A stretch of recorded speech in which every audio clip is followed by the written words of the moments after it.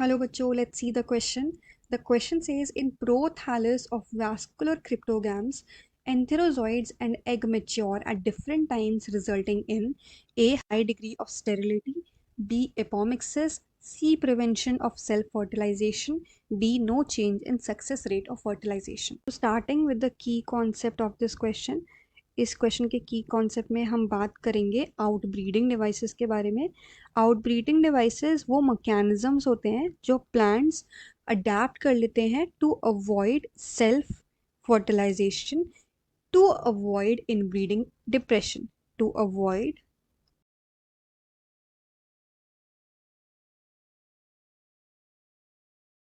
फिर हम दूसरा टर्म समझते हैं जो इस क्वेश्चन में गिवन है, that is vascular cryptogams.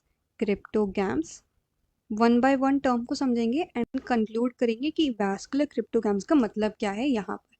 So vascular means वो प्लांट्स जिसमें प्रेजेंस है वैस्कुलर सिस्टम की, presence of vascular system. And cryptograms वो प्लांट्स हैं जिनमें फ्लावर्स एंड सीड्स नहीं प्रोड्यूस होते, plants without seeds and flowers.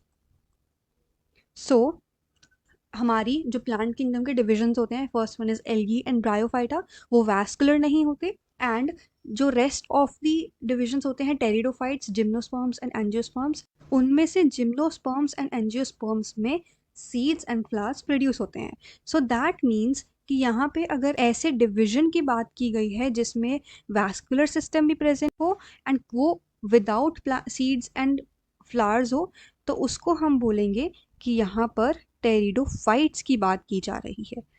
So vascular cryptogams means pteridophytes. यहाँ पे दूसरा टर्म जो हमें दिया हुआ है दैट इज प्रोथैलस। प्रोथैलस के बारे में डिस्कशन करते हैं कि प्रोथैलस क्या होता है। Prothallus is the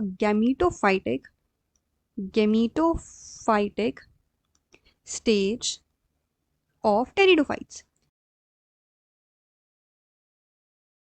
moving to the question में क्या पूछा था कि वैस्कुलर क्रिप्टोगैम्स के प्रोथैलस में antherozoids and egg different type में मैच्योर करते हैं, इसकी वजह से क्या इफेक्ट होता है।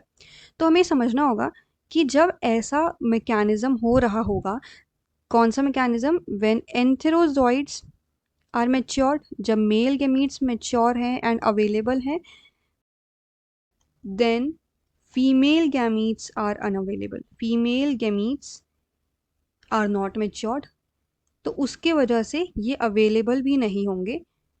Hence no fertilisation on the same thallus, no fertilisation on the same thallus. इनका वाइस वर्सा भी सेम होगा, जब फीमेल गैमीट्स मैच्योर होंगे तब एंथेरोजॉइड्स मैच्योर नहीं होंगे, हेंस फर्टिलाइजेशन फिर से नहीं होगी। सो इसका क्या फ़ायदा होगा कि no self fertilisation occurs, self fertilisation नहीं होगी and this will lead to no self fertilisation, only cross pollination will occur, सिर्फ क्रॉस पॉलिनेशन होगा जिसके चलते ज़्यादा जेनेटिक वेरिएबिलिटी आएगी।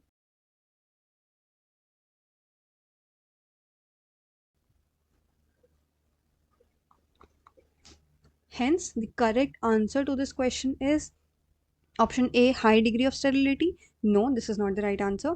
B, apomixis. Apomixis is a whole different phenomena that we are not discussing here. C, prevention of self-fertilization. Correct. This is the correct answer. No change in success rate of fertilization. जो अभी हमने देखा कि self fertilization कम हो जाएगी, that means self fertilization का success rate कम हो जाएगा. So this is also not the answer. अगर हम एपोमिक्सिस की बात करें तो एपोमिक्सिस इज द मैकेनिज्म जिसमें सीड्स प्रोड्यूस होते हैं without sexual fertilisation. I hope you understood it well. Best of luck.